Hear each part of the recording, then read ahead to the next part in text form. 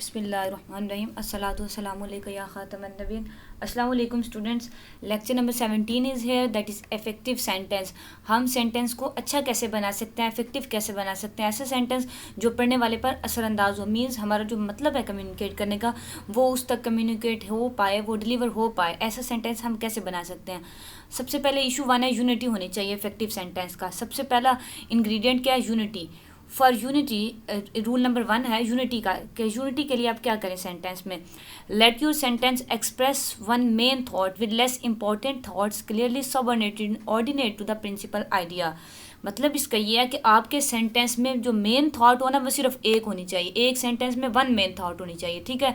Unity को rule को follow करने के लिए आपके सेंटेंस में एक मेन थॉट होनी चाहिए विद लेस इंपॉर्टेंट थॉट्स। और जो लेस इंपॉर्टेंट थॉट्स हैं वो और एक से ज़्यादा भी हो सकते हैं, 2-3 भी हो सकती हैं। और वो जो लेस इंपॉर्टेंट थॉट्स हैं ना, मतलब जो मेन थॉट तो एक है ना, मेन आइडिया आपका वो एक है, और जो लेस इंपॉर्टेंट आइडिया या लेस इंपॉर्टेंट थॉट है वो एक से ज़्यादा हो सकती हैं। और वो क्या हो, सब ऑर्डिनेट हो to the principal idea. Principal idea भला क्या है, ये जो मेन थॉट है इसको आप प्रिंसिपल आइडिया क्या है या प्रिंसिपल क्लास भी कहते हैं। और ये सब ऑर्डिनेट होना चाहिए, सॉरी, ये जो लेस इंपॉर्टेंट थॉट है इनको सब ऑर्डिनेट यानी कि उसके बाद में आना चाहिए, उनके सब ऑर्डिनेट होना चाहिए मेन थॉट्स के, मेन आइडिया के, प्रिंसिपल आइडिया के, ठीक है। इसकी एग्जांपल बल्कि ये आपको दी हुई है, मैं आपको खुद से नहीं देती। देखें, वीक सेंटेंस है जिसमें यूनिटी कम है। Mister Norris is a well known economist and she will speak at the October meeting. अच्छा, मिस्टर नॉरिस वेल नोन यानी कि एक मशहूर इकोनॉमिस्ट है। इकोनॉमिस्ट कहते हैं जो, यानी कि इकोनॉमी कहते हैं ना इसको, फाइनेंस से जो रिलेटेड होती है आपकी चीज़, इकोनॉमी से, माशियत से रिलेटेड। तो इकोनॉमिस्ट वो होता है जो उसमें एक्सपर्ट होता है, ओके। अच्छा, ये एक मशहूर इकोनॉमिस्ट है mister Norris, and she will speak at the October meeting, और वो अक्टूबर की मीटिंग में तकरीर करेंगे या बोलेंगी। अच्छा, अब ये वीक सेंटेंस है जिसमें यूनिटी वीक है। अब बेटर सेंटेंस देखें, mister Norris comma a well known economist will speak at the October meeting. कैसे बोला, यूनिटी का ये मतलब है बेटा, मिस्टर नॉरिस अ वेल नोन इकोनॉमिस्ट, यहाँ आप फुल स्टॉप लगा के इस सेंटेंस को ख़त्म भी कर सकते हैं, ठीक है, कि वो एक वेल नोन इकोनॉमिस्ट है, बात ख़त्म हो गई। And she will speak at the October meeting, मतलब ये जो बाद में बात बताई गई है ना कि जो लेस इंपॉर्टेंट थॉट है वो सब ऑर्डिनेट हो प्रिंसिपल आइडिया के। यहाँ लेस इंपॉर्टेंट थॉट कौन सी है भला, ये वाली लेस इंपॉर्टेंट थॉट ये है इस सेंटेंस में कि वो एक वेल नोन इकोनॉमिस्ट है, ठीक है। और लेस इंपॉर्टेंट थॉट ये है कि वो अक्टूबर की मीटिंग में तकरीर करेगी। अब यहाँ पे वो उसके सबऑर्डिनेट नहीं है जैसे यहाँ पे है।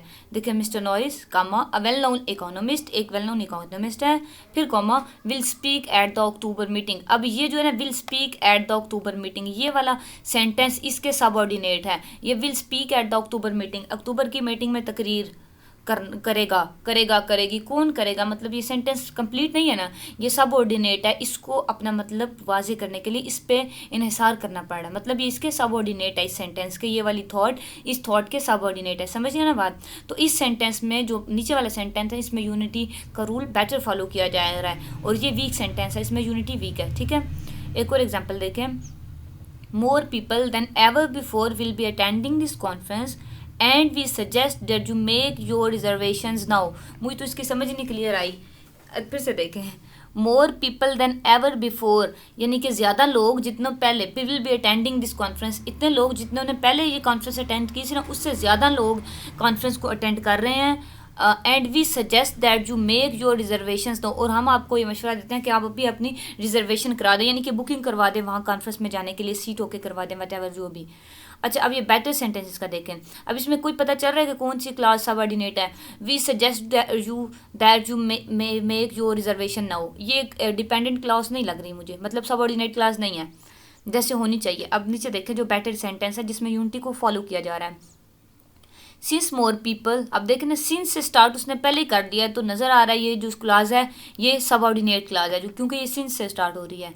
Since more people than ever before will be attending this conference comma we suggest that you make your reservations now, ठीक है। ज़्यादा जो फ़र्क है ना एक यूनिटी वाले और बेटर और वीक यूनिटी वाले सेंटेंस में, वो ये है कि आपने क्या करना है, ये पंक्चुएशन मार्क्स, कामा वगैरह ये वाले को सेट आउट करना है। और दूसरा आपने जो मेन बात याद रखनी है वो ये कि आपके सेंटेंस में एक ही थॉट सिर्फ एक्सप्रेस हो, और जो दूसरी थॉट है, जो लेस इंपॉर्टेंट थॉट्स हैं, वो मेन थॉट के सबऑर्डिनेट होने चाहिए। सबऑर्डिनेट वाला रूल याद रखना है, ठीक है। यूनिटी में। सेकंड इशू देखें कोहेरेंस। सेंटेंस को इफेक्टिव बनाने के लिए पहले हमें यूनिटी रिक्वायर है, फिर कोहेरेंस रिक्वायर है। कोहेरेंस के रूल में हम क्या करते हैं, when a sentence has coherence, the parts of the sentence fit together in proper relationship so that there can be no misunderstanding about the intending meanings। जब एक सेंटेंस आपका कोहेरेंट सेंटेंस होता है तो इसका ये मतलब है कि उसके जो पार्ट्स हैं सेंटेंस के, मतलब जो एक डिपेंडेंट क्लास है, प्रिंसिपल क्लास है, सबऑर्डिनेट क्लास है, इंडिपेंडेंट क्लास है, जो क्लासेस होते हैं ना सेंटेंस के, मतलब डेफिनेटली सिंपल सेंटेंस तो होता भी नहीं है। अगर कम्प्लेक्स सेंटेंस है या कंपाउंड है तो उसके एक से ज़्यादा क्लास होंगे। अब उसके जो क्लास हैं उसको पार्ट्स यहाँ कहा जा रहा है, ठीक है। जो सेंटेंस के पार्ट्स हैं सारे, उनके आपस का जो रिलेशनशिप है वो प्रॉपर होना चाहिए और वो एक दूसरे के साथ फिट टुगेदर होने चाहिए, ठीक है। इसलिए ताकि सेंटेंस को समझने में, उसके मीनिंग में कोई मिसअंडरस्टैंडिंग ना रहे और इसका मीनिंग बिल्कुल क्लियरली आप कम्युनिकेट कर पाएँ, ठीक है। इसको कहते हैं कि आपका सेंटेंस कोहेरेंट है। To achieve coherence, place all modifying adjectives, adverbs, appositives and prepositional phrases near the words they should modify। ये चीज़ें हमने पढ़ी हुई आई थिंक पहले मिड टर्म में, कि जो अब मॉडिफिकेशन का हमने तरीका पढ़ा ना, कि अगर तो आपका एडजेक्टिव आपके सब्जेक्ट को मॉडिफाई कर रहा है तो उस एडजेक्टिव को सब्जेक्ट के नज़दीक आपने सेंटेंस में लिखना है। समझ रहे हैं बात? आगे एग्जाम्पल भी होंगी, मोर क्लियर हो जाएगा, लेकिन आप इसको सुने। मतलब जो चीज़ जिसके रिलेटेड है ना, मतलब मैं कह रही हूँ कि आई लाइक रेड फ्लावर्स। अब देखें रेड, अब जो फ्लावर्स, आई लाइक फ्लावर्स, मुझे फूल पसंद है, बात खत्म। अब रेड फ्लावर जब मैंने लगाया तो रेड क्या है, एडजेक्टिव है, यानी कि फ्लावर्स का एडजेक्टिव। अब जो रेड वर्ड है वो किसको, आई को सिग्निफाई कर रहा है या लाइक को कर रहा है या फ्लावर्स को कर रहा है? डेफिनेटली वो फ्लावर्स को कर रहा है ना। मतलब वो वर्ड जो है वो फ्लावर्स को मॉडिफाई कर रहा है कि मुझे सुर्ख फूल पसंद हैं। मतलब मुझे भी नहीं वो मॉडिफाई कर रहा, पसंद को भी मॉडिफाई नहीं कर रहा, वो फूलों को मॉडिफाई कर रहा है। कौन? रेड वर्ड जो है, सुर्ख वर्ड। तो अब मैंने उसको रेड को फ्लावर्स के साथ लिखना है। देखें आई लाइक रेड फ्लावर्स, मैं इसको ऐसे नहीं लिख सकती आई रेड लाइक फ्लावर्स, मतलब ऐसे नहीं, रेड को पहले नहीं ला सकती, ये एडजेक्टिव है और इसने उसके साथ लगना है, उसके करीब लगना है जिसको ये मॉडिफाई कर रहा है, ठीक है। तो मैंने इसमें फ्लावर्स को मॉडिफाई करने के लिए रेड को यूज़ किया, इसलिए रेड को फ्लावर्स के साथ लिखा है, मतलब रेड फ्लावर्स, ठीक है। ये मैंने खुद से आपको एग्जाम्पल दिया क्लियर करने के लिए। आगे देखते हैं, आपकी एग्जाम्पल दी हुई है, he showed me several wool turtlenecks men's sweaters. अब देखें उसने मुझे यानी कि मेंस वाले जो स्वेटर हैं काफ़ी वो दिखाए। अब इसको देखें, men's wool turtle neck sweaters. Turtleneck मतलब जो नेक तक नहीं होते स्वेटर्स, जो मतलब हाई नेक जैसे होती है वैसे स्वेटर्स। अच्छा, आदमियों की इसने मुझे ऐसे स्वेटर्स दिखाए, वो ये कह रहा है। अब वो आपको बताना चाह रहा है कि he showed me several wool turtle neck men's sweater, men's wool turtle neck sweater. अब वो ये कह रहा है कि जो मेंस, जो ये है ना वूल टर्टल नेक्स, ये किस चीज़ को मॉडिफाई कर रहा है ये वर्ड। अब वूल टर्टल नेक स्वेटर्स के लिए यूज़ हो रहा है ना कि सेवरल के लिए यूज़ हो रहा है, तो उसने यहाँ सेवरल के साथ ये लिखा है, जो कि गलत है। आप कह रहे हैं मेन के साथ भी आ रहा है, लेकिन मेन के साथ आ रहा है ना, स्वेटर के लिए यूज़ हो रहा है। वूल के स्वेटर्स है ना टर्टल नेक, तो ये स्वेटर के बाद आना चाहिए, ठीक है, ऐसे इसको आना चाहिए। He showed me several men's wool turtle neck sweaters, sorry, ठीक है, समझ गया ना बात, कि ये जो वर्ड है ये मॉडिफाई कर रहा है स्वेटर्स को, तो इसके स्वेटर्स के करीब आना चाहिए, ना कि ये सेवरल के साथ या मेन के साथ आ रहा है। जब इस स्वेटर्स के बाद एडजस्ट हो सकता है तो हम इसको यहाँ पे एडजस्ट करेंगे, ठीक है। इसका ये मतलब है कि हमारा सेंटेंस जो है वो कोहेरेंट सेंटेंस है। एक और एग्जाम्पल देखें, our team did not even score once. हमारी टीम यानी कि एक भी स्कोर ना बना सकी। अब देखें इवन वंस, अब क्या ना बना सकी, एक भी स्कोर ना बना सकी। अब our team did not even once score. अब वंस जो है ना वो इसको पहले आना चाहिए, इवन के दरमियान में आना चाहिए। वंस किस चीज़ को मॉडिफाई कर रहा है, स्कोर को तो मॉडिफाई कर रहा है। मतलब इवन का मतलब है हत्ता कि हमारी टीम एक भी ना स्कोर बना सकी। अब हत्ता के एक भी स्कोर ना बना सकी, इवन वंस जो है वो ज़्यादा, क्योंकि वंस जो है वो इवन को भी मॉडिफाई कर रहा है, स्कोर को भी मॉडिफाई कर रहा है, ठीक है। इसलिए इन दोनों के दरमियान में आना चाहिए यहाँ पे, ठीक है। इवन वंस स्कोर, ऐसे आना चाहिए सेंटेंस को, समझ के बाद। नेक्स्ट देखें, the robber was described as a 6 foot tall man with a mustache weighing 150 pounds। कि रॉबर को, यानी कि रॉबर कहते हैं ना डाकू डकैत, उसकी ये डिस्क्रिप्शन दी गई, उसको ऐसे डिफाइन किया गया कि वो 6 फुट लंबा आदमी था, विद मस्टैची कहते हैं यानी कि उसके मूछें थी और उसका 150 पाउंड वजन था। अब weighing 150 pound, 150 pound 6 foot tall man with a moustache, तो इसको यूँ आना चाहिए, ठीक है। जो पाउंड्स वाली बात है वो सबसे पहले आनी चाहिए, उसका वजन 150 था उसके बाद वो 6 फीट का था और उसके बाद के उसकी मूछें भी थी। ठीक है, ये सेंटेंस ज़्यादा कोहेरेंट होगा तब जब ये ऐसे यूज़ होगा जैसे ये विद इन ब्रैकेट्स लिखा हुआ है। ठीक है, एक और एग्जांपल देखें। When watching a classic film such as Gone with the Wind, ये एक फिल्म का नाम है कि जब क्लासिक फिल्म देखते हुए ये वाली ऐसी film Gone with the Wind, commercials are specially irritating, तो जो कमर्शियल हैं यानी कि जो मशहूरियाँ बीच में आती हैं, एडवर्टाइजमेंट्स आती हैं फिल्म देखते हुए, वो इरिटेटिंग है, तंग करने वाली होती हैं। डैंगलिंग मॉडिफायर्स, ठीक है, अब डैंगलिंग मॉडिफायर्स इसको देखें। आई फाइंड कमर्शियल्स और व्हेन आई एम वाचिंग, आपने इसको ऐसे लिखना है कि when watching a classic film, आपने इसको लिखना है when I am watching a classic film, कि जब मैं एक क्लासिक फिल्म देख रहा होता हूँ तब जो कमर्शियल हैं वो मुझे इरिटेट करते हैं या वो इरिटेटिंग होती हैं। ठीक है, या आप ऐसे कह लें कि I find commercials irritating when I am watching a classic film such as Gone with the Wind. समझ आ रही है बात की कि आपने इसको मॉडिफाई करना है, सेंटेंस को ज़्यादा क्लियर करना है बाय यूजिंग मॉडिफायर, तभी आपका सेंटेंस कोहेरेंट होगा। When the driver opening a window to let out a huge bumblebee, the car accidentally swerved into an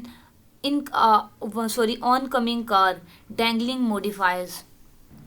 अच्छा, इस सेंटेंस में वो ये कह रहा है कि डैंगलिंग मॉडिफायर्स वो मॉडिफायर्स होते हैं जो, जैसे मैंने आपको अभी रेड फ्लावर्स के ऊपर एग्जांपल दी, तो रेड आपको पता चल रहा है कि वो फ्लावर को मॉडिफाई कर रहा है, आपको रेड का क्लियर हो रहा है ना कि वो फ्लावर को मॉडिफाई कर रहा है। तो डैंगलिंग मॉडिफायर्स वो होते हैं जिनके बारे में ये क्लियर ना हो कि वो किस चीज़ को मॉडिफाई कर रहे हैं। ठीक है, वो स्टार्ट में भी आ सकते हैं, एंड में भी आ सकते हैं, वो अनक्लियर मॉडिफायर्स होते हैं जो डैंगलिंग मॉडिफायर्स होते हैं। ठीक है, आप इसको ऐसे समझें। अच्छा, जब ड्राइवर ने उसका विंडो को ओपन की कार की, आउट ह्यूज बम्बलेबी, उसको करने के लिए आउट, तो क्या हुआ, the car accidentally swerved into an incoming car, oncoming car, तो एक आने वाली कार से कार टकरा गई, तो क्या हुआ, मतलब यानी कि एक्सीडेंट हो गया, एक्सीडेंटली हादसाती तौर पर। अब ये व्हेन द ड्राइवर ओपनड, अब ये डैंगलिंग मॉडिफायर है, आप इसको ऐसे भी लिख सकते हैं when the driver opened the window to let out a huge. ठीक है, या आप ऐसे लिख सकते हैं opening of the window to let out, इसको दोनों तरह से लिख सकते हैं, या आप an incoming car when the driver opened, आप इसको, ये जो मॉडिफायर है डैंगलिंग मॉडिफायर, ये सेंटेंस के शुरू में भी आ सकता है और ये इधर बाद में भी आ सकता है। ठीक है, मतलब ये है कि ये एक चीज़ को स्पेसिफाई नहीं कर रहा, उसने कार की विंडो तो ओपन की to let out a huge bumblebee, huge bumblebee को बाहर निकालने के लिए। मतलब ये है कि जो डैंगलिंग मॉडिफायर वो है, अब ये क्लियर नहीं हो, अब क्लियर इस तरह नहीं हो रहा कि अगर सेंटेंस के स्टार्ट में लगा दे तो भी ठीक है, लेकिन ये डैंगलिंग है यहाँ पे। अब यहाँ पे हमें क्लियर ये करना है कि ये ऊपर क्या किया ड्राइवर ने, विंडो की ना ओपन कार की, तो अब ये जो मॉडिफायर है इसको विंडो के करीब होना चाहिए। डैंगलिंग वो तब होगा जब वो अनक्लियर है, लेकिन जहाँ तो ये क्लियर है ना कि ये विंडो को ओपन करने के लिए ड्राइवर ने ओपन किसको किया, विंडो को किया, तो अब ये ओपन वर्ड विंडो के ज़्यादा करीब होना चाहिए, मतलब क्योंकि इसको मॉडिफाई कर रहा है इसलिए यहाँ डैंगलिंग मॉडिफायर्स हमने करने की ज़रूरत नहीं है। ये इसके करीब होगा तो सेंटेंस क्या होगा, मोर कोहेरेंट होगा, मोर इफेक्टिव होगा। अच्छा, इसी सेंटेंस को बेटर वे में उसने कैसे किया वो देखें। When the driver open the window, अब नजर आ गया आपको, ओपनड द विंडो, बिल्कुल विंडो ओपन का वर्ड विंडो के साथ आ गया, ये ओपन विंडो को मॉडिफाई कर रहा था, उसने बिल्कुल विंडो के साथ लग दिया। To let out a huge bumblebee, the car accidentally swerved into an oncoming car. Clear हो गया ना, समझ आ रही है कि जब उसने विंडो ह्यूज बम्बलेबी को बाहर निकालने के लिए विंडो को ओपन किया, इनके खिड़की खोली गाड़ी की, तो क्या हुआ, वो आगे से कोई गाड़ी आ रही थी उसमें वो खिड़की टकरा गई एक्सीडेंटली, हादसाती तौर पर। ठीक है, उसका यानी कि आने वाली एक गाड़ी वो उसने देखी नहीं, उसने विंडो ओपन कर लिया अचानक से, तो वो उसमें एक्सीडेंट हो गया। मतलब आपको समझाने का ये है कि जो चीज़ जिसको मॉडिफाई कर रही है उसके आप साथ लिखेंगे तो आपका सेंटेंस कोहेरेंट होगा। Patients should try to it possible avoid going up and down stairs, कि पेशेंट को बार बार सीढ़ी से ऊपर नीचे आने का अवॉइड करना चाहिए, परहेज़ करना चाहिए। ठीक है, अब स्प्लिट इन्फिनेटिव्स कैसे भला, कि patient should try to if possible, patient को कोशिश करनी चाहिए अगर ये मुमकिन हो तो क्या, कि वो सीढ़ियों से ऊपर और कम आना जाना से अवॉइड करें, परहेज़ करें। अब वो कह रहा है कि इसको स्प्लिट इन इन्फिनेटिव, इन्फिनेटिव कौन होते हैं भला, स्प्लिट का मतलब होता है ना कि सेपरेट करना, तोड़ना। अब इन्फिनेटिव स्प्लिट इन्फिनेटिव होंगे जो स्प्लिट कर रहे होंगे यानी कि सेपरेट कर रहे होंगे। इसमें मैं आपको समझाती हूँ, ये जो बोल्ड है ये स्प्लिट इन्फिनेटिव है। सेंटेंस हमारा ऐसे था कि patient should try avoid going up and down stairs, patients को यानी कि जो मरीज़ है उनको स्टेयर्स सीढ़ियों से ऊपर नीचे जाने से परहेज़ करना चाहिए। अब इफ़ पॉसिबल जो है इसने स्प्लिट कर दिया है, इस वाले सेंटेंस के पार्ट को और इस वाले सेंटेंस के पार्ट को स्प्लिट कर दिया, यानी कि ये स्प्लिट इन्फिनिटिव यहाँ बन गया, इसने यहाँ तोड़ दिया। वो कह रहा है कि पेशेंट को कोशिश करनी चाहिए अगर मुमकिन हो तो कि वो सीढ़ियों से ऊपर नीचे जाने से परहेज़ करे। ठीक है, अब इसने दो सेंटेंस के पार्ट को स्प्लिट कर दिया, मतलब ये दरमियान में आ गया, इसलिए हमने इसको कहा यहाँ स्प्लिट इन्फिनिटिव कहा है हमने। Okay, football in America is different from the rest of the world. अब वो कह रहे अमेरिका में जो फुटबॉल है वो ऐसे है कि जैसे दूसरी दुनिया में जो फुटबॉल है बाकी सारी दुनिया में उससे मुख्तलिफ है अमेरिका का फुटबॉल। अच्छा, बेटर सेंटेंस देखें, football in America is different from that of the rest of the world. समझ आ रही है? इलॉजिकल कंपैरिजन है कि अब इलॉजिकल कंपैरिजन, इस तरह के कंपैरेटिव यहाँ कुछ लग ही नहीं रहा। Football in America is different from the rest of the world. अच्छा, अमेरिका का वो कहता है अमेरिका में फुटबॉल जो है वो रेस्ट ऑफ द वर्ल्ड दूसरी दुनिया के दूसरी दुनिया से मुख्तलिफ है। दूसरी दुनिया से कैसे मुख्तलिफ है? यहाँ होना चाहिए कि दूसरी दुनिया ऐसा फुटबॉल जैसा दूसरी दुनिया में है वैसे फुटबॉल से अमेरिका का फुटबॉल मुख्तलिफ है। ठीक है, कंपैरिजन तो ऐसे करना चाहिए था ना। अब उसने रेस्ट ऑफ द वर्ल्ड से अमेरिका के फुटबॉल का कंपैरिजन कर दिया, जबकि उसको अमेरिका के फुटबॉल का comparison rest of the world के फुटबॉल से करना चाहिए था। फॉलो कर रहे हैं ना मेरी बात को? ये इलॉजिकल कंपैरिजन यहाँ बनाया। यहाँ देखें बेटर उसने किया है कि football in America is different from that of the rest of the world. ये दैट जो वर्ड आ रहा है ये रेस्ट ऑफ द वर्ल्ड के फुटबॉल को आप कह लें सिग्निफाई कर रहा है। ठीक है, कि जो अमेरिका में फुटबॉल है वो दूसरी दुनिया के फुटबॉल से डिफरेंट है। Okay, private vehicles provide independent transport, freedom and many jobs and they cause pollution, traffic jams, noise and death। इसमें भी illogical connecting है। अब देखें इसको बेटर सेंटेंस को, private vehicles provide independent transport, यानी कि आप इंडिपेंडेंट ट्रांसपोर्ट कर सकते हैं प्राइवेट व्हीकल्स पे। फ्रीडम, उस पर आपको आज़ादी होती है, यानी कि आप जहाँ चाहें जा सकते हैं, आप आज़ाद होते हैं। एंड मैनी जॉब्स, और बहुत सी जॉब्स भी। हाउएवर, ताहम, दे काज पोल्यूशन। प्राइवेट व्हीकल्स वो होते हैं बेटा जो आपकी पर्सनल गाड़ी होती है, पर्सनल कार होती है, उसको आप प्राइवेट व्हीकल ठीक है कहते हैं। पब्लिक ट्रांसपोर्ट तो होता है ना, एक गाड़ी है या बस है जिसमें सारे लोग सफ़र करते हैं, और जो आपकी पर्सनल आप कह लें होती है व्हीकल या कार या गाड़ी, उसको आप प्राइवेट व्हीकल कहते हैं। वो कह रहा है वो ज़्यादा इंडिपेंडेंट ट्रांसपोर्ट आप कर सकते हैं, उस पर फ्रीडम आपको होती है, आप मैनी जॉब्स भी कर सकते हैं प्राइवेट व्हीकल पे। हाउएवर, ताहम, दे काज पोल्यूशन, यानी कि हर बंदे के पास अपनी गाड़ी होगी तो डेफिनेटली उससे पोल्यूशन तो ज़्यादा होगी ना।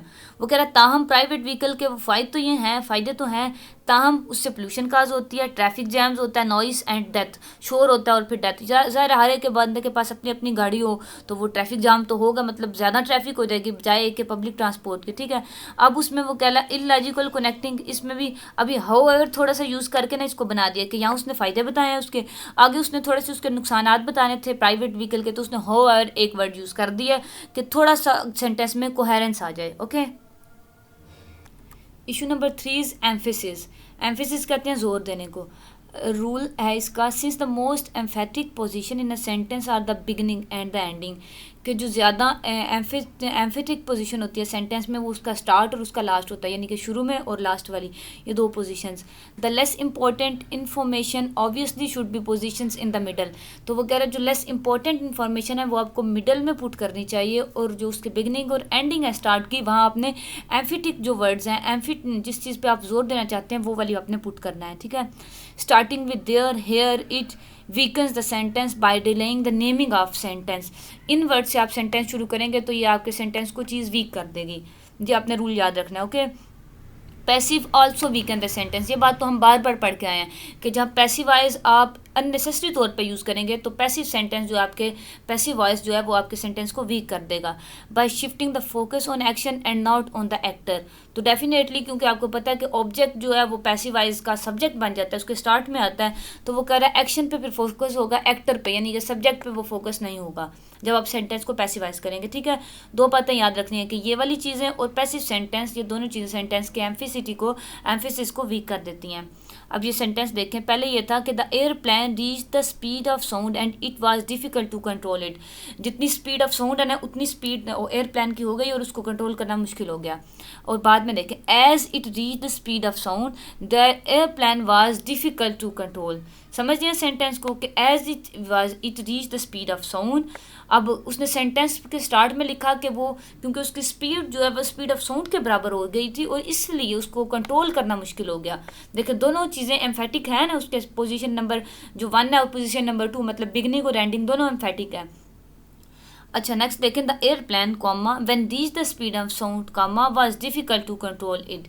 अब वो कह रहा है there are several projects that we must finish with the. अच्छा अब उसने अगली एग्जांपल दे दिया। अब उसने आपको ये एग्जांपल दिया कि बिफोर ऐसे सेंटेंस है, बाकी इन दोनों में से ना मुझे तो जो ज़्यादा सेंटेंस अपीलिंग है वो ये मिड वाला लग रहा है कि अच्छे तरीके से उसने एम्फेटिक कर दिया। अब इसमें एयर प्लान स्टार्ट में लेके आ रहा है और यहाँ डिफ़िकल्ट टू कंट्रोल इट, यहाँ भी ठीक है, लेकिन जो मेन बात हमारी वो ये भी है, इस तरह भी ठीक है और इस तरह भी ठीक है, मतलब ये दोनों आपके सेंटेंस ठीक है। ये जो बिफोर वाला है ये थोड़ा वीक सेंटेंस है, ठीक है, कि आपने जिस चीज़ पे आपने तवज्जो देनी है वो ये कि जो एम्फेटिक चीज़ें हैं, एम्फेसिस जिन पे देना है वो बिगनिंग में ना हो, वो सॉरी मिडल में ना हो, वो बिगनिंग में हो या एंड में होनी चाहिए, ठीक है। There are several projects that we must finish within this week. बहुत से प्रोजेक्ट हैं जिसको हमने इस वीक में ख़त्म करना है। अच्छा वो कह रहा है बाद में इसको ऐसे करें कि several projects that we must finish, several project we have to finish this week, ठीक है। देर से उसने सेट आउट किया तो वो कह रहा है सेंटेंस को वीक कर देता है, क्योंकि हमने ये ऊपर पढ़ा है कि आप सेवरल प्रोजेक्ट्स अपने सेंटेंस को स्टार्ट करें देर के बजाय, ठीक है। The editor was sent the copy of the letter by the chief editor, ये पैसिव सेंटेंस है तो डेफिनेटली इसने वीक कर दिया, तो आप इसको ऐसे एक्टिवली यूज़ करें, the chief editor sent the copy of the letter to the editor, ठीक है। पैसिव वाइज हमने तो वैसे यूज़ करने से अवॉइड करना है, एक्टिव वाइज को यूज़ करें। Issue number 4 is parallelism. इसका ए देखें, balance parallel ideas link with the coordinating conjunction such as and, but, and, or, ठीक है। ये हमारे एंड, बट और ये कोऑर्डिनेटिंग कंजक्शन है, इनसे हमने अपने जो आइडियाज़ पैरेलल हैं उनको लिंक करना है। कैसे भला? Theft, vandalism and cheating can result in suspension or over being expelled from schools. अब इसको देखें, David is responsible for stocking merchandise, all in store repairs, writing orders for delivery and sellers of computers. अच्छा इन दोनों sentence में उसने coordinating conjunction use किए। कैसे? The theft, vandalism. अब इसने थेफ्ट और चीटिंग को दो चीज़ें यूज़ किया ना, यानी कि चोरी और चीटिंग जो नकल होती है उसको एंड से उसने मिलाया, ठीक है, यानी कि उसने कंजक्शन यूज़ किया है। कैन रिजल्ट इन सस्पेंशन, तो कहता है इन दोनों का नतीजा हो सकता है कि आप सस्पेंड हो जाएंगे स्कूल से या एक्सपेल आपको किया जाएगा फ्रॉम द स्कूल से, ठीक है। अब और भी उसने यूज़ किया सस्पेंशन में और एक्सपल्शन में, दोनों के दरमियान और यूज़ किया। एंड और मीन कोऑर्डिनेटिंग कंजक्शन उसने पैरेलल थॉट्स को यूज़ करने के लिए किए। पैरेलल थॉट्स का मतलब है, ये देखें ये लाइन है, ये एक लाइन है और ये वाली लाइन, ये दोनों लाइंस है एक दूसरे के पैरेलल, मतलब बराबर। अब वो स्कूल से सस्पेंड हो रहा है या एक्सपेल हो रहा है, मतलब ये ना उसको स्कूल से निकाला जा रहा है, तो ये पैरेलल थॉट्स हैं। तो समझ रहे हैं ना, वर्ड्स अलग-अलग यूज हैं, थॉट्स पैरेलल हैं, तो पैरेलल थॉट्स को लिंक करने के लिए उसने कोऑर्डिनेटिंग कंजक्शंस आर यूज़ किया, ठीक है। यहाँ भी ऐसे चोरी और चीटिंग यानी कि थोड़ी थेफ्ट एंड चीटिंग को, ये भी पैरेलल थॉट्स है ना, इनको इसने लिंक करने के लिए एंड यानी कि कोऑर्डिनेटिंग कंजक्शन यूज़ किया। ऐसे यहाँ भी वो कह रहा है डेविड रिस्पॉन्सिबल है stocking merchandise, all in store repairs, writing order for delivery and sales of computer. अब ये सारी पैरेलल थॉट्स, पहले कॉमा डाल के उसने लिखा है, फिर उसने एंड लिख के बाद में सेलिंग ऑफ कंप्यूटर डाल दिया, ठीक है। तो डेविड की सारी जो बैड हैबिट्स हैं वो उसने पहले कॉमा डाल के यूज़ किया है, फिर उसने लास्ट वाली जो उसको एंड डाल के लिंक कर दिया, मीन्स जो पैरेलल थॉट्स हैं उनको कोऑर्डिनेटिंग कंजक्शन से लिंक किया है।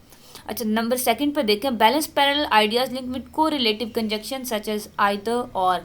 को रिलेटिव कंजक्शन से भी आप अब आपने याद रखना है को रिलेटिव कंजक्शंस कौन से और कोऑर्डिनेटिंग कंजक्शंस कौन से हैं, ठीक है, ये बातें याद रखेंगे। एंड, बट, और ये कोऑर्डिनेटिंग कंजक्शन है, आइदर और, नाइदर नॉर, ये को रिलेटिव कंजक्शंस होते हैं, ठीक है। एग्जाम्पल देखें, the shutters were not only too long also but also were too wide. अब वो आप ऐसे भी, अब उसने यहाँ आइदर और तो यूज़ नहीं किया, लेकिन ये जो टू यूज़ कर लिया ना, ये भी लिंक कर रहा है, को रिलेट कर रहा है। कैसे भला? वो कहता है shutters were not only too long but were too wide, ठीक है, but also were too wide, okay. अब बट यूज़ कर लिया, बट भी उसने यहाँ कोऑर्डिनेटिंग कंजक्शन यूज़ कर लिया, यहाँ पे भी मीन्स बट यूज़ कर लिया है। I was advise either to change my flight or take the train, ठीक है। अब यहाँ पे उसने ये यूज़ किया कोरिलेटिव कंजक्शन, ठीक है, आइदर और यूज़ किया। नज़र आ रहे हैं ना आपको कि मुझे नसीहत ये की गई है या तो मैं अपनी फ़्लाइट को चेंज करूँ और टेक, या फिर मैं फ़्लाइट को चेंज कर लूँ या मैं ट्रेन के ज़रिए सफ़र करूँ, यानी कि या मैं ट्रेन लूँ, ठीक है। आइदर और यूज़ किया है। बैलेंस का, अब ये देखें ना, अब ट्रेन लेना या फ्लाइट को चेंज करना एक काम है ना, या तो वो ट्रेन ले मतलब फ्लाइट कैंसिल करे ट्रेन पे जाए, या फिर वो फ्लाइट को चेंज कर ले इसकी जगह किसी और फ्लाइट पे जाए। अब ये दोनों पैरेलल चीज़ें हैं ना, तो पैरेलल चीज़ों को भी हमने लिंक करने के लिए क्या कोरिलेटिव कंजक्शंस यूज़ करने हैं, ये आपको बताया जा रहा है। पैरेलल आइडियाज़ को, पैरेलल थॉट्स को लिंक कर रहे हैं हम, ठीक है। अच्छा, balance comparison linked with than or as, comparison जो लिंक्ड हैं, कंपैरिजन चीज़ें हैं उनको हमने कंपैरिजन को किससे लिंक करना है, देन और एज, इन दो वर्डों से, देन से एज से, दो वर्ड्स से, sorry, okay. It is easier to speak in abstractions than grounding one's thought in reality. वो कह रहा है easier to speak in abstractions, मतलब इसका क्या, एब्स्ट्रैक्शन, एब्स्ट्रैक्शन कहते हैं कि मुदाखलत जो करते हैं। वो कहता है इसके दौरान आपका बोलना ये अच्छा है, than grounding one's thought in reality, कि किसी की आप सोचों को ज़मीन बोस कर दें, उसकी हकीकत को, मतलब उसकी सोचों की हकीकत को आप ज़मीन बोस कर दें। अच्छा, अब इस चीज़ को वो इस पे तरजीह दे रहा है, ठीक है, कि easier to speak in abstraction, ये इसको वो इस पे तरजीह दे रहा है, बाद वाला जो काम है उस पर। तो अब इसको ये कंपैरिजन कर रहा है ना एक, तो इसने क्या यूज़ किया है, देन, ये आपको नज़र आ गया, ठीक है। दूसरा सेंटेंस देखें, mother could not persuade me that giving is as much a joy as to receive. माँ ने मुझे इस बात पे उकसाया नहीं, यानी कि मेरी मामा ने मुझे परसू नहीं किया इस बात पे कि जो देना है, किसी को कोई चीज़ देनी है, as much as joy to you, यानी कि आप किसी को कोई चीज़ देते हैं तो आपको इससे ज़्यादा खुशी होती है बजाय इसके कि आप जब किसी से कोई चीज़ लेते हैं, यानी कि रिसीविंग से आपको जो गिविंग का प्रोसेस है वो ज़्यादा जॉय देता है, हैप्पीनेस देता है, ठीक है। मतलब वो गिविंग प्रोसेस और रिसीविंग प्रोसेस को अगेन कंपेरिजन कर रहा है, तो उसने एज वर्ड यूज़ किया, okay. Issue number 5 is needed words. add words needed to complete compound structures, कैसे बोला, some of the regulars or acquaintances whom we see at work or who live in our community I never have accepted and never will accept at bribe। या need words में आपने करना ये है कि words को ऐड करें जहाँ आपको ज़रूरत है ना, सेंटेंस के स्ट्रक्चर को कंप्लीट करने के लिए वहाँ अपने वर्ड्स ऐड करने हैं, मतलब ज़रूरत के अल्फाज ऐड करने हैं। जैसे ये देखें, I never have and never will accept bribe, वो कहते हैं ना मैंने कभी ली है और ना कभी मैंने एक्सेप्ट किया, ब्राइब कहते हैं रिश्वत को। अब वो कह रहा है यहाँ पे भी एक्सेप्टेड आना चाहिए, आई never have accepted and never will accept eight bribe, ठीक है। ना तो कभी मैंने इसको एक्सेप्ट किया और ना करूँगा, किसको बोला, ब्राइब को, रिश्वत को, ठीक है। वो एक्सेप्टेड कह रहा है, यहाँ भी आना चाहिए, नीडेड वर्ड है, यहाँ रिक्वायरमेंट है इसकी है, तो आप इसको यहाँ लगा दें, ठीक है। At the word that if there is any danger of misreading wrong thought, इसको ये रॉन्ग थाट, ये वर्ड गलत लिखा हुआ है, यहाँ रॉन्ग आना चाहिए, आई थिंक सो, ठीक है। वट एवर, वो कह रहा है कि जब आपको मसला ये हो ना कि आपकी थॉट ठीक से डिलीवर नहीं हो रही, तो आप दैट का वर्ड यूज़ कर दें, कैसे बोला, as you began to prepare dinner he discovered the oven was not working properly, कि जब जो डिनर प्रिपेयर करने लगी तो उसने ये देखा, उसने ये डिस्कवर किया कि ओवन काम नहीं कर रहा ठीक से, ठीक है। he discovered that the oven was not working properly, ठीक है। यहाँ पे that लगा देंगे तो ज़्यादा क्लियर थॉट हो जाएगी, ये बता रहा है वो आपको। add was needed to make comparison logical and complete, comparison हम ऊपर भी पढ़ के आए, कंपैरिजन को लॉजिकल और कंप्लीट करने के लिए वर्ड्स ऐड कर सकते हैं। Agnes had an attention span longer than that of her sister. Henry preferred the restaurants in Pittsburgh to Philadelphia. Chicago is larger than any other city in Illinois. अच्छा, कह रहा है कि ये वाले वर्ड जो विद इन ब्रैकेट्स लिखे हैं वो यहाँ ऐड हो सकते हैं। मैं आपको एक समझा दूँ, कहते हैं Chicago is larger than any city in Illinois, Illinois के और जो सिटीज़ हैं ना उनमें से बड़ा वो शिकागो है। अब वो कह रहा है अदर अगर लगा लेंगे तो आप ज़्यादा बेटर हो जाएगा इस सेंटेंस में, कि Chicago is larger than any other city in the Illinois के और दूसरे सिटी से ज़्यादा जो बड़ा सिटी है वो शिकागो है, ठीक है। अदर लगा लें ज़्यादा आपकी thought. Everyone should purchase a lift ticket unless you plan to spend most of your time walking crawling up a steep hill, correct, you should purchase. अच्छा, वो कह रहा है कि यहाँ कहाँ गया, यू शुड परचेज। अब everyone should purchase a lift ticket, इसकी जगह यहाँ आना चाहिए you should purchase a lift ticket, ठीक है। एवरीवन की जगह यू आना चाहिए, इसमें सिर्फ ये गलती है। A police officer is often criticised for always being there when they are not needed and never being there are, correct, police officers are. A police officer नहीं आना चाहिए क्योंकि आगे आर यूज़ हुआ है ना, देखें ये आर यूज़ हो रहा है, आर का क्या मतलब है कि ज़्यादा है, यहाँ भी आगे योर और यू यूज़ हुआ है तो इधर भी एवरीवन की जगह यू आना चाहिए, ठीक है। यहाँ भी पुलिस ऑफिसर क्योंकि प्लूरल यूज़ है आर, यहाँ भी आर यूज़ हुआ है तो आ पुलिस ऑफिसर नहीं आना, पुलिस ऑफिसर्स आर आना है, ठीक है। The hopes rise and fall as Yusuf's heart started and stopped. The doctor insert large tube into his chest. Doctor ने एक बड़ी सी ट्यूब उसके चेस्ट में एंटर की, उसके सीने में, and blood flows from the incision on to the floor. The tube drain some blood from his lung but it was all in when.